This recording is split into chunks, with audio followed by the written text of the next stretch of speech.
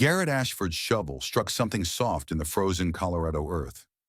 Not a root, not a rock. Something that yielded under the blade with a sickening give that made his stomach lurch. Then he saw the fingers, pale, desperate, clawing through the dirt like a creature escaping its grave. His 7-year-old daughter Maisie stood 20 feet away, her purple backpack hanging off one small shoulder, her brown eyes wide with confusion. She had been the one to notice the ground moving. She had tugged his sleeve and pointed with her tiny finger, asking why the earth was breathing. Now Garrett understood. Someone was buried alive. He dropped to his knees and dug with his bare hands, dirt flying in wild arcs behind him. The autumn wind carried the scent of decay through the wilderness, rustling the golden aspens that stood like silent witnesses to his frantic excavation. More fingers emerged, then a wrist, then the sleeve of what had once been an expensive silk blouse, now torn and stained with earth. Garrett grabbed the hand and pulled. The woman's face broke through the surface like a ghost rising from the underworld. Angular cheekbones streaked with mud. Silver blonde hair matted against her skull. But her eyes, those steel gray eyes, burned with a fierce will to survive that made Garrett's heart pound even harder. He caught her as she collapsed forward, her body shaking violently against his chest. She was wearing what remained of a designer suit, probably worth more than Garrett made in 3 months, now reduced to muddy tatters. A diamond necklace still glinted at her throat, catching the late afternoon sun filtering through the canopy. She gasped for air. Raw, primal sounds that echoed through the trees. Garrett supported her head, brushing dirt from her face with gentle sweeps of his thumb. Years of grief had taught him how to be tender. Years of raising Maisie alone had taught him how to stay calm when everything was falling apart. "You're safe now," he said, though he had no idea if that was true. "What's your name? Who did this to you?" The woman tried to speak, but only managed a hoarse croak. Maisie appeared beside them with a water bottle from Garrett's pack, her little hands trembling, but her face determined. She was brave, just like her mother had been. The woman took small sips. Color slowly returned to her ash-pale cheeks. "Cordelia," she finally managed, her voice like gravel scraping against stone. "Cordelia Thornwell." Garrett's breath caught in his throat. Everyone in Colorado knew that name. Cordelia Thornwell was the CEO of Thornwell Properties, the woman who had developed half of Denver's skyline. Her face graced magazine covers and charity galas. She had built an empire from nothing, a self-made billionaire, in a world that rarely let women reach such heights. And someone had tried to bury her alive. "We need to get you to a hospital," Garrett said, already calculating the fastest route back to civilization. His truck was parked 100 yards away. If he could just... Cordelia's hand shot out with surprising strength, gripping his wrist like a vice. Her eyes locked onto his with an intensity that froze him in place. "Garrett Ashford," she whispered. Ice flooded his veins. How did she know his name? "I've watched you for 3 years," Cordelia continued, reading the shock on his face. "After Serena died, I had to know if Dominic would come for you too. I kept track of you, your job at the construction company, this camping trip you take every year to honor her memory. I know more about you than I should." Her voice cracked. "I thought about telling you the truth 1,000 times. But every time I got close, I imagined Dominic finding out. Imagined what he would do to you and Maisie. So I stayed silent. And I hated myself for it every single day." Garrett's mind reeled. This woman, this stranger, had been watching his family for years. Knew about his wife. Knew about the annual camping trip to the place where he and Serena had fallen in love.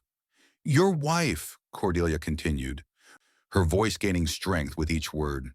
"Serena Ashford, elementary school teacher. died in a car accident 3 years ago on Highway 285.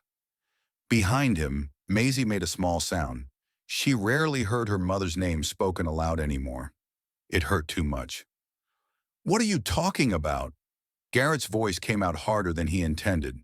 Cordelia's grip tightened, her nails digging into his skin. "It wasn't an accident, Garrett. Your wife was murdered, and I'm the reason why." The forest seemed to hold its breath. Even the wind stopped, leaving only the sound of Garrett's thundering heartbeat and the distant cry of a hawk circling overhead. Maisie stepped closer, her small hand finding her father's shoulder like an anchor. "You're in shock," Garrett said, though his voice shook. "You don't know what you're saying." "I know exactly what I'm saying." Cordelia struggled to sit up, and Garrett found himself helping her despite the chaos erupting in his mind. She moved like someone who had been fighting her entire life, someone who refused to stay down no matter how many times the world knocked her flat. "Serena came to me 3 years ago," Cordelia said. "She had discovered something terrible. Documents showing millions of dollars being laundered through real estate developments, drug money from cartels, cleaned through buildings and shopping centers and luxury condos." Garrett's mouth went dry. Serena had mentioned taking on extra tutoring work that summer. The daughter of one of the accountants at some big firm, she had said, saving for Maisie's college fund. Always thinking ahead. Always planning for a future she would never see. "She accidentally saw documents she shouldn't have," Cordelia continued. "But instead of going to the authorities, she came to me directly. She thought I didn't know about the money laundering. She thought she was helping me." A bitter laugh escaped Cordelia's cracked lips. "She was right. I didn't know. But the moment I started investigating, the moment I asked questions, we both became problems that needed to be solved." "No!" Garrett stood abruptly, pulling Maisie against him. "No. Serena died when her brakes failed. The police said the police found what they were meant to find." Cordelia's expression held a pain that seemed to echo Garrett's own. The pain of someone who had carried guilt like a stone around their neck for 3 long years. "Professional killers don't leave evidence," she said quietly. "But I know the truth because the same man who ordered her death just tried to bury me alive."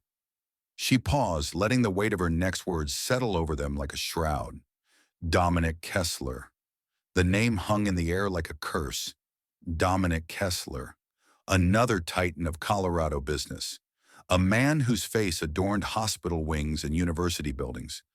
A man who had donated millions to charity, who had shaken hands with governors and senators, who had been photographed with every person of importance in the state. A man who had sent flowers to Serena's funeral. "Daddy," Maisie's voice was small and confused. "What's she saying about Mommy?" Garrett's protective instincts warred with his desperate need for answers. He knelt beside his daughter, keeping one eye on Cordelia.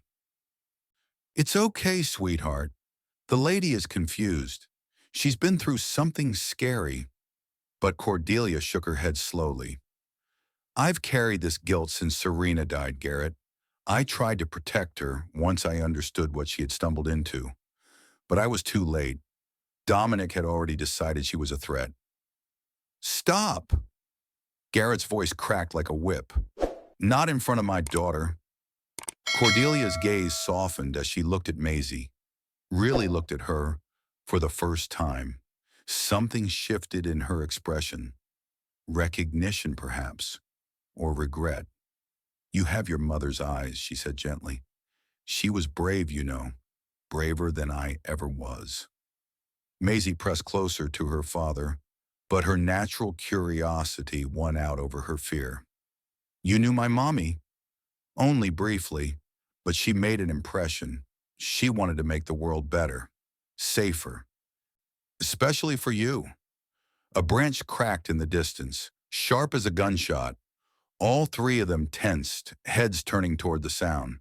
The forest had darkened while they had been talking, shadows stretching long and ominous between the trees. The golden light of autumn was fading, replaced by the cold blue of approaching twilight. "We need to move," Cordelia said urgently, struggling to her feet. "They'll come back to make sure the job is finished. They always do." "Who? Who are they?" "Dominic has a whole network. Dirty cops, hired killers, people in every institution you'd turn to for help." Cordelia winced as she put weight on her left ankle, but she didn't stop moving. She was already heading toward where they had parked, leaving Garrett no choice but to follow.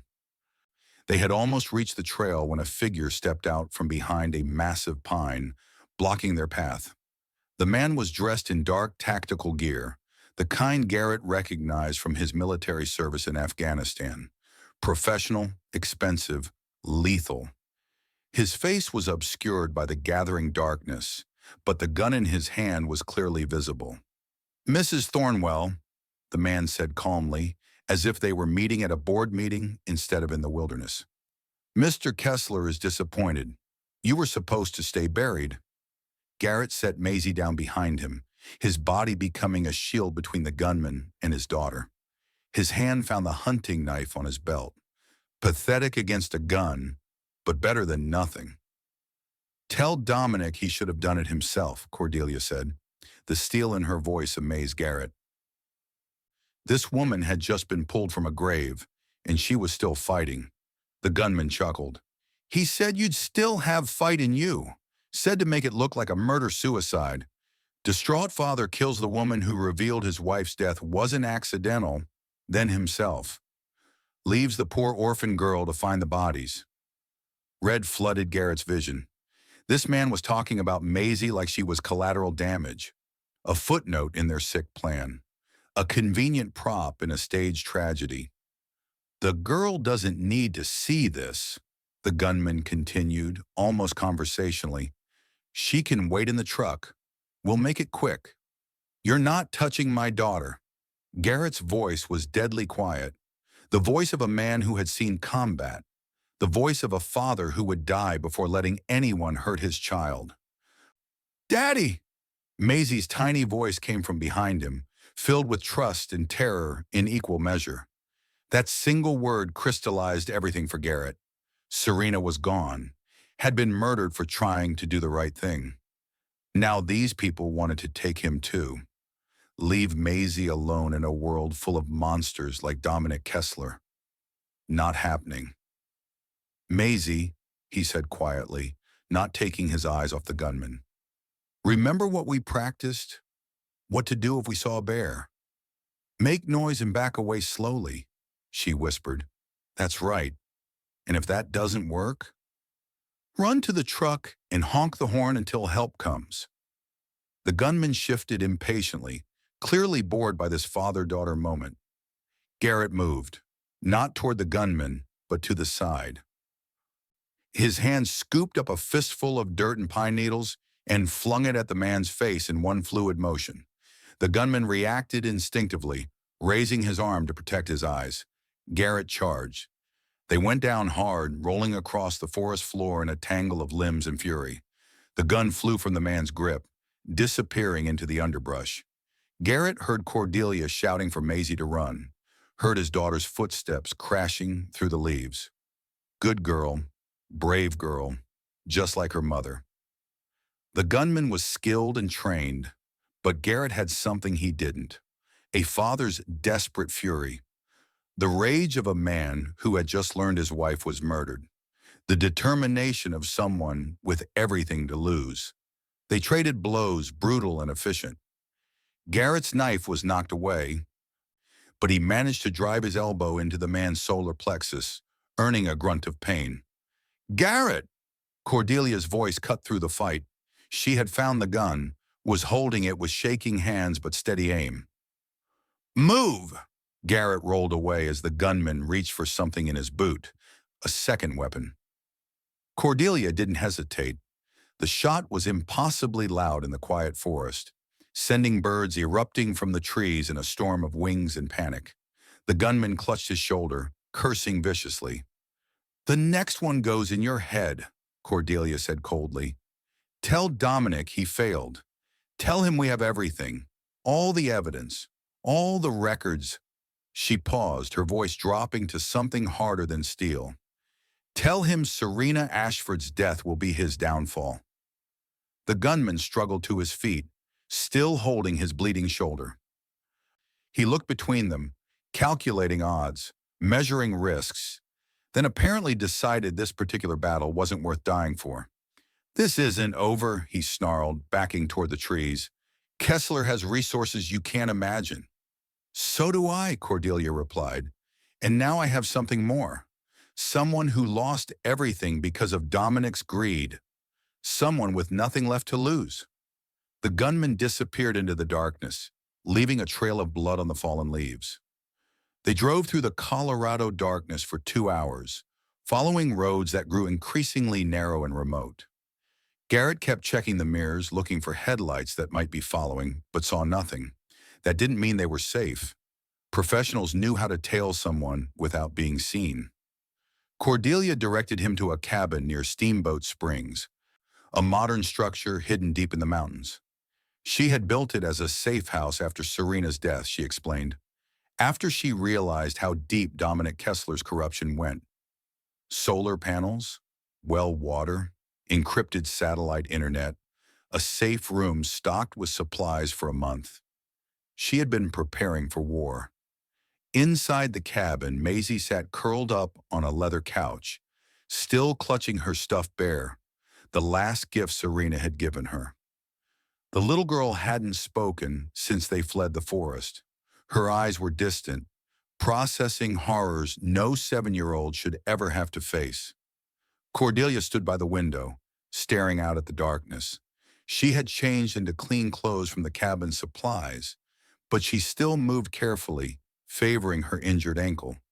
The mud was gone from her face, revealing the sharp features and determined jaw that had graced countless magazine covers. But Garrett saw something else now, something the cameras never captured. Exhaustion, guilt, years of carrying a burden that had nearly crushed her. I should have done more, Cordelia said quietly, not turning from the window.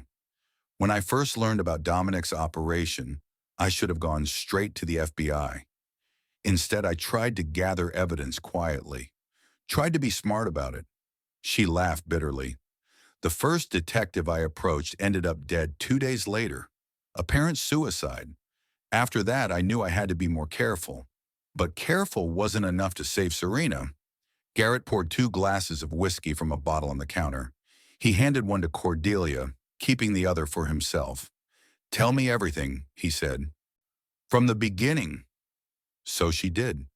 She told him about Dominic Kessler's rise to power, how he had built his empire through brilliance and brutality in equal measure, how former partners ended up bankrupt or dead, how competitors found their businesses mysteriously failing, how anyone who crossed him learned the true meaning of regret.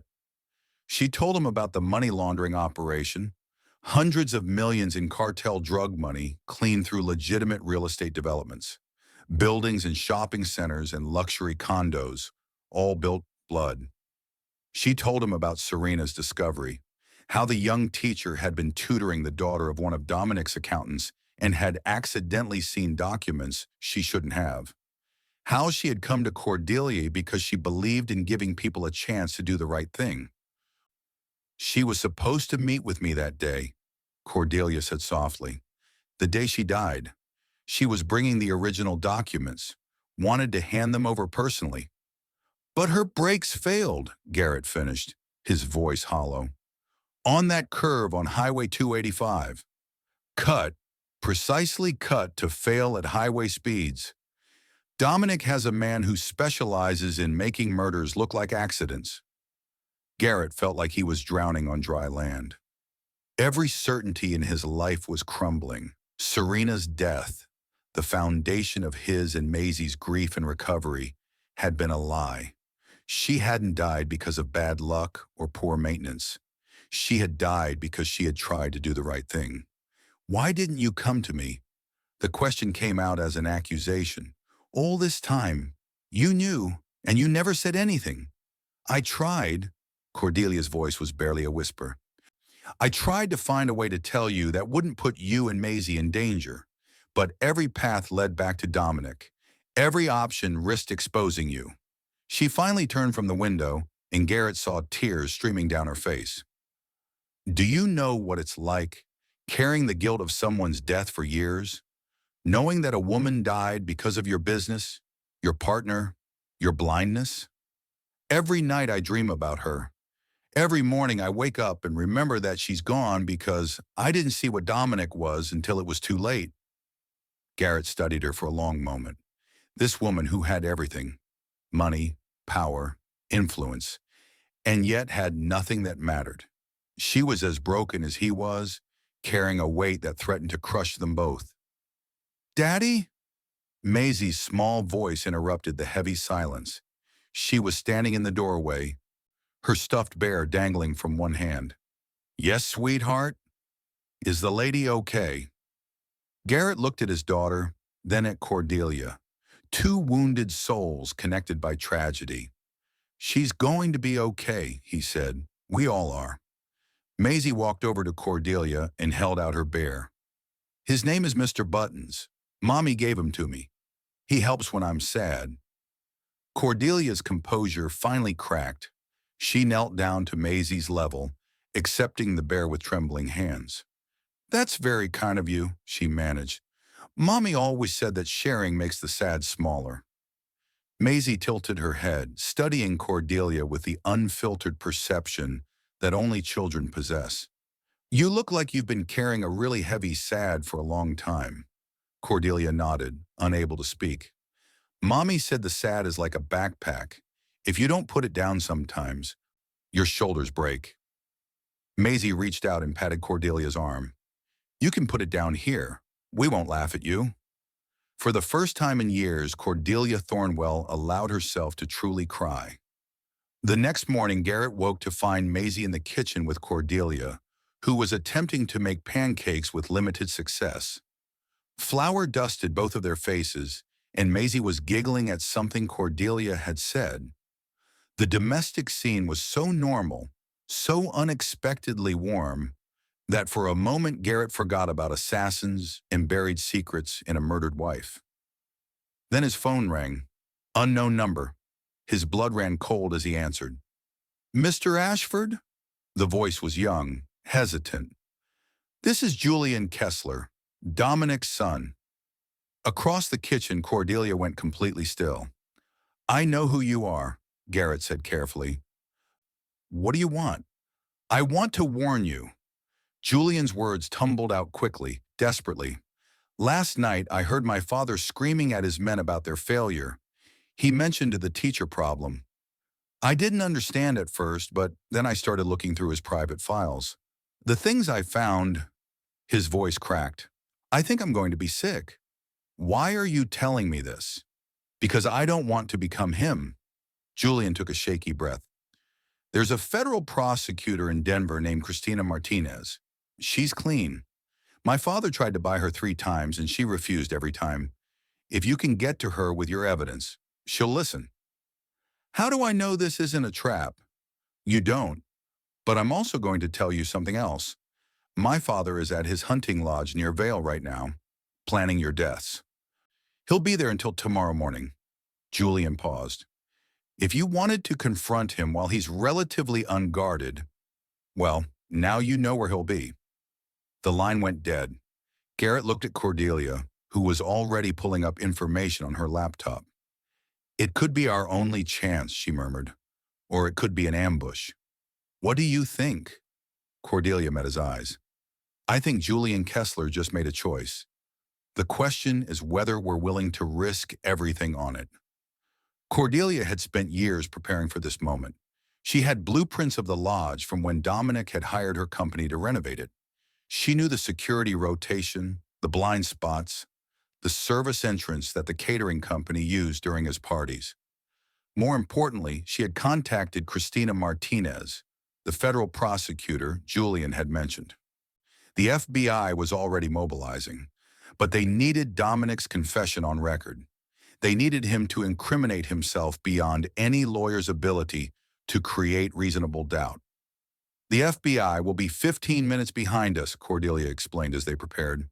If we can get him talking, get him on camera admitting to Serena's murder, Martinez can have federal marshals there within minutes. And if we can't, then we're dead. Cordelia's voice was steady. But at least the FBI will have footage of Dominic killing us. That would be enough to put him away forever. Garrett gripped his coffee cup tighter. Let's go with option one. But first he had to make the hardest phone call of his life. Bryce Callahan answered on the second ring. Former Special Forces, 2 tours together in Afghanistan. The kind of friend who would bury a body without asking questions.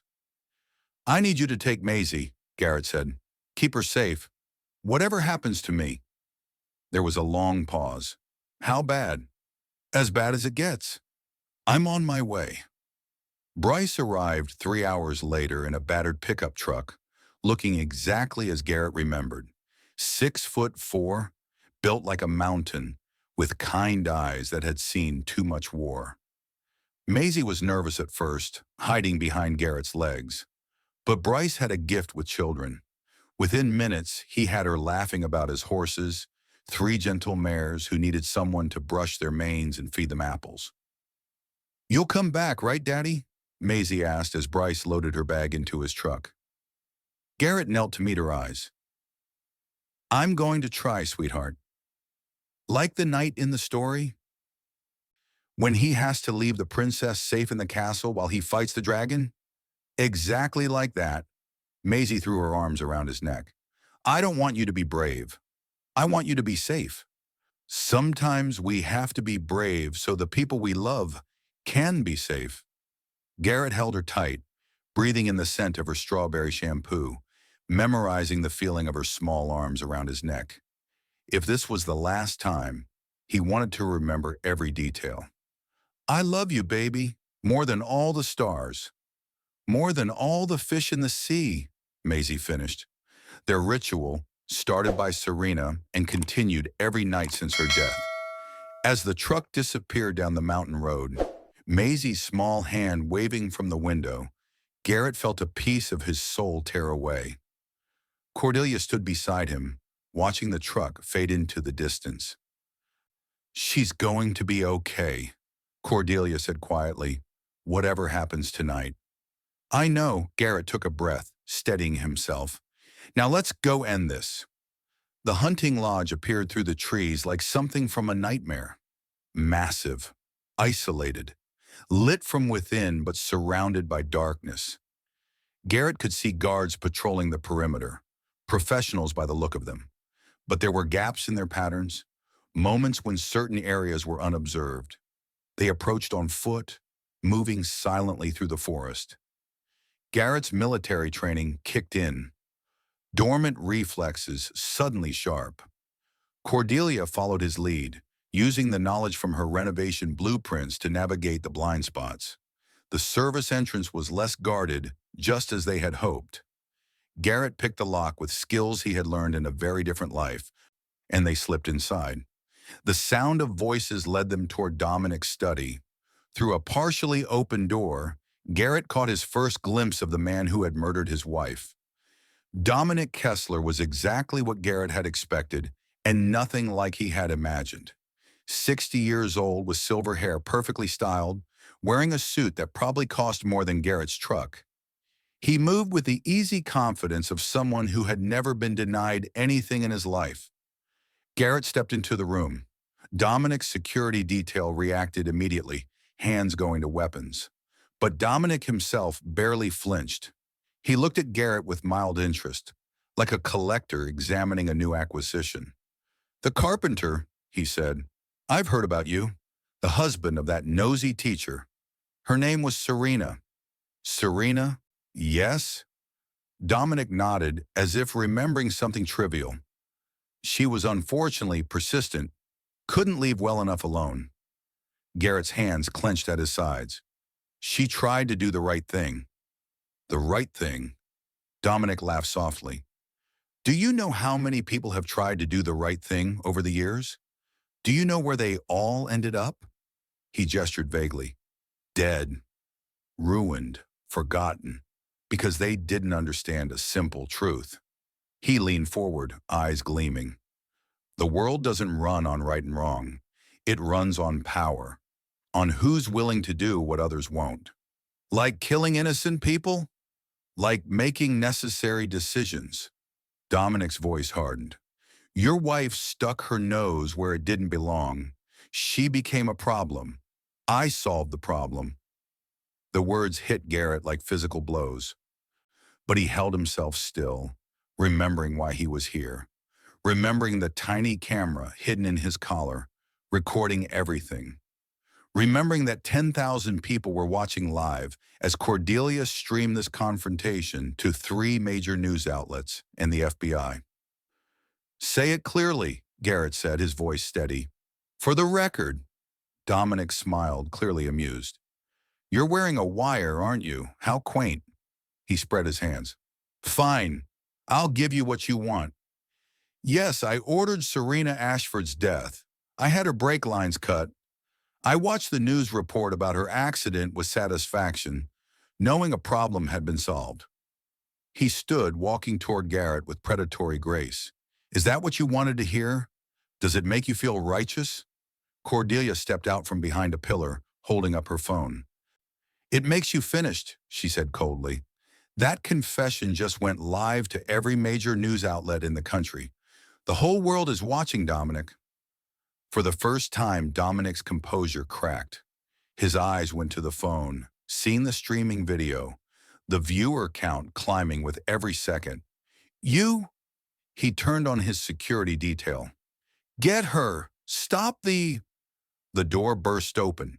FBI agents flooded the room, weapons drawn, shouting commands.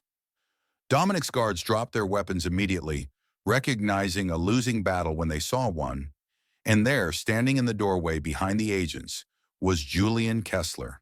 He held a box of documents, the evidence from his father's private safe. 23 murders over 15 years, all meticulously documented by a man who believed he would never face consequences.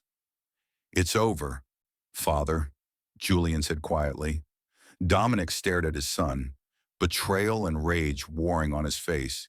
You did this. My own blood. Your blood is poison. Julian's voice was steady despite the tears streaming down his face. I'm just trying to clean it. As the FBI agents led Dominic away in handcuffs, he turned back one last time. His eyes found Garrett's. This isn't over, he snarled. I have lawyers, connections. I'll be out in a year. Garrett shook his head. No, you won't. The trial lasted 3 weeks. Cordelia's evidence was overwhelming. Julian's testimony was devastating. And Serena's laptop, found in the attic where Garrett had stored it after her death, contained her own video diary, a recording made the day before she was killed.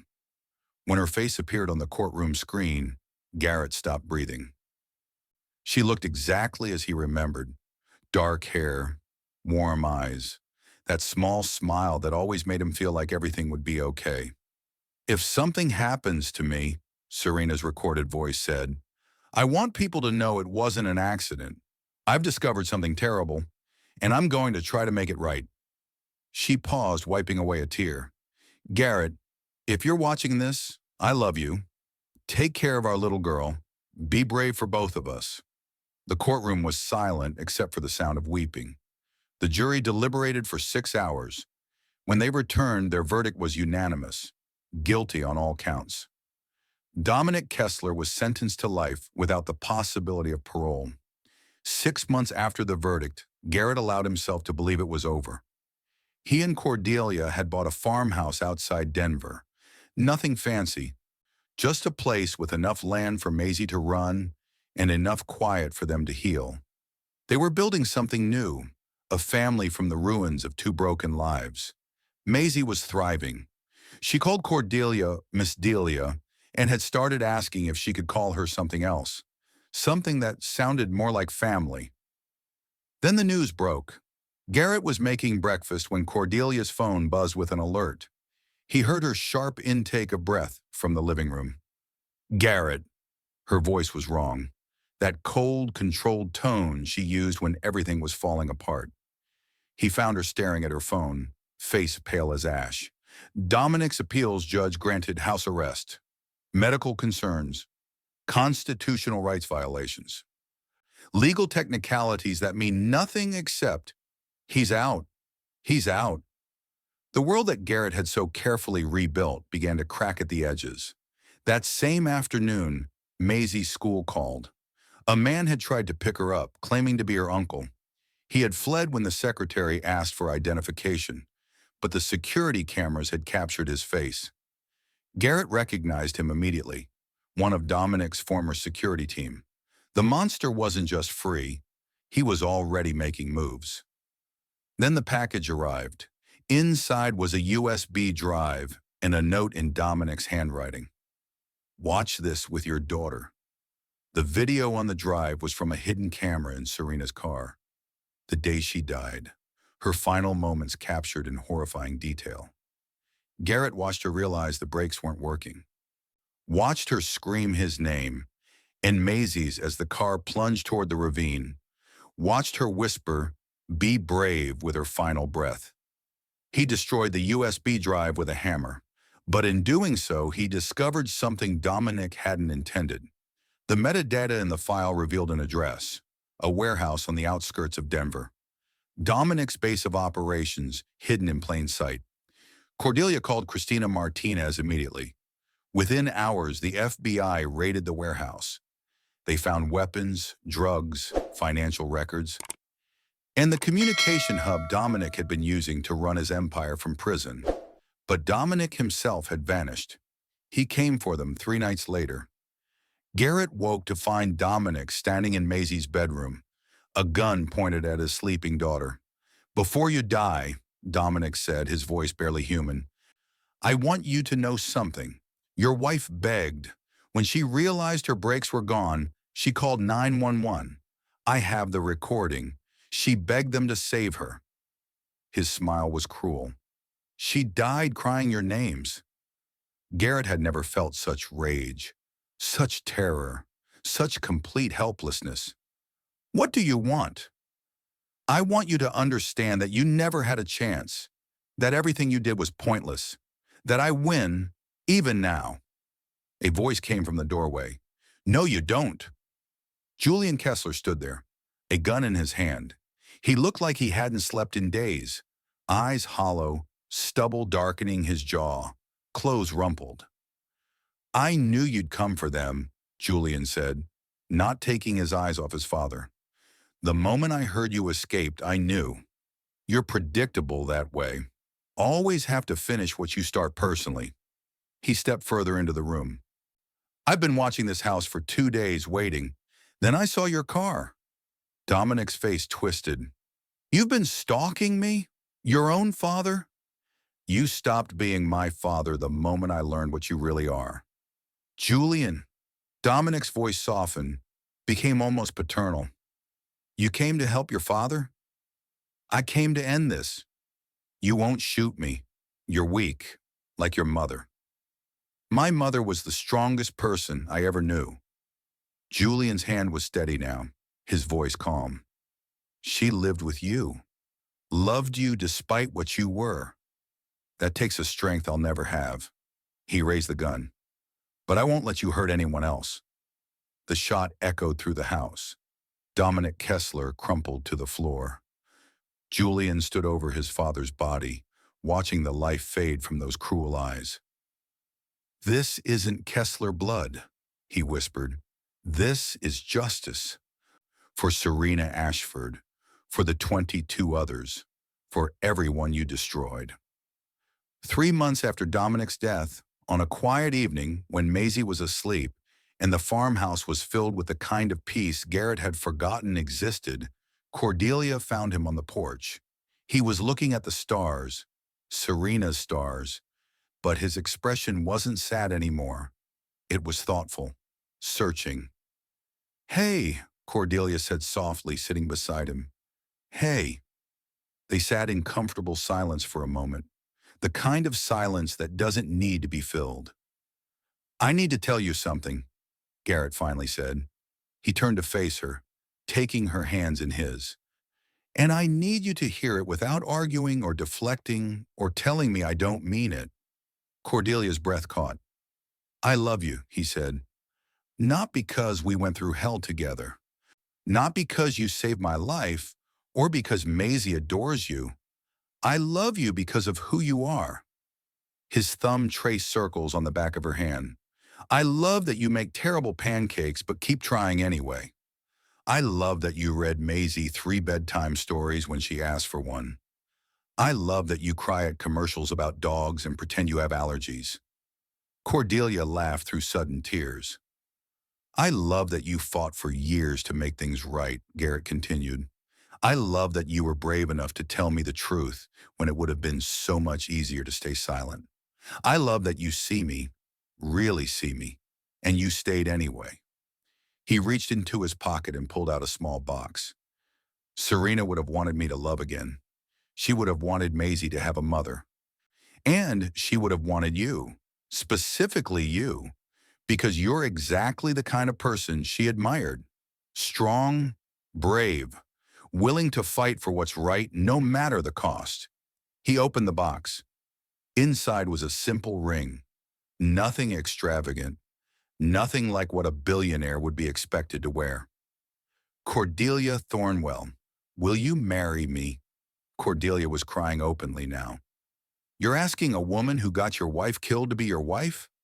I'm asking the woman who spent years trying to get justice for Serena to spend the rest of her life with me.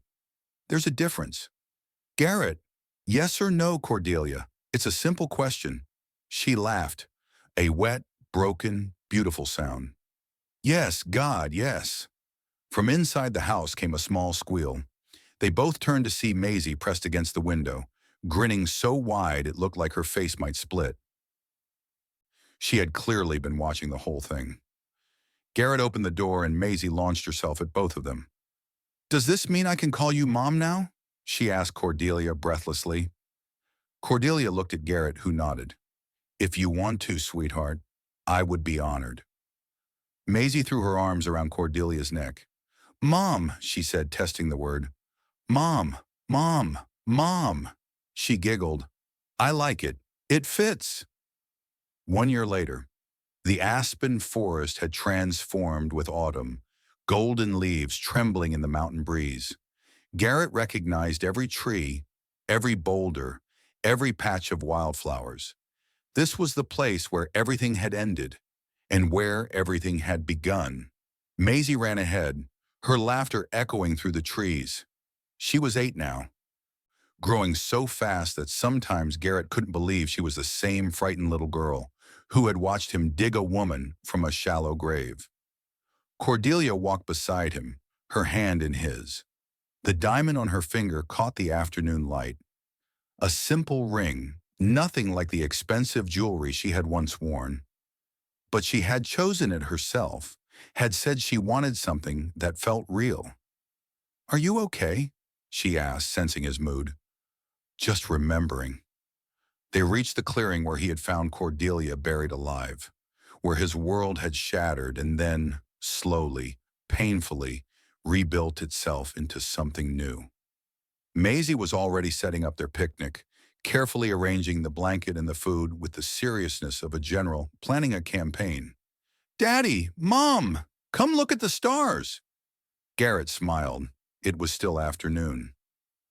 There were no stars to see, but when he looked up, he saw what she meant. The aspen leaves, backlit by the sun, looked like thousands of golden stars scattered across a blue sky.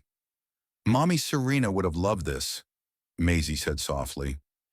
Yes, Garrett agreed. She would have. Cordelia knelt beside Maisie, wrapping an arm around the little girl who had somehow become her daughter in every way that mattered. She's watching, Cordelia said. I'm sure of it. Maisie nodded seriously. I know. She's the brightest star up there. She pointed to where the leaves were thickest, shimmering like a constellation of gold. See? That's her. They sat together in the clearing as the sun began to set, painting the mountains in shades of rose and amber. Garrett thought about everything they had lost, everything they had found, the strange, painful, beautiful journey that had brought them here. Serena was gone, would always be gone, but her courage lived on in the justice they had won, in the lives they had saved by stopping Dominic Kessler. In the future, Maisie would have, because her mother had been brave enough to stand up to evil. "Daddy," Maisie said, her voice drowsy with contentment, "I think Mommy Serena sent Mom to us." Garrett looked at his daughter, then at Cordelia. Two wounded souls who had found healing in each other. A family built not from blood, but from shared pain and hard-won love. "I think you're right, sweetheart," Maisie smiled, snuggling closer to both of them. "Mommy was smart like that." As the golden leaves rustled overhead and the last light of day painted the Colorado sky, Garrett Ashford finally understood what Serena had meant in her final moments. Be brave, not just brave enough to fight, brave enough to love again, brave enough to build something beautiful from the ashes of tragedy, brave enough to trust that even in the darkest moments, light would find a way through. He had been brave, and in the end, that had made all the difference.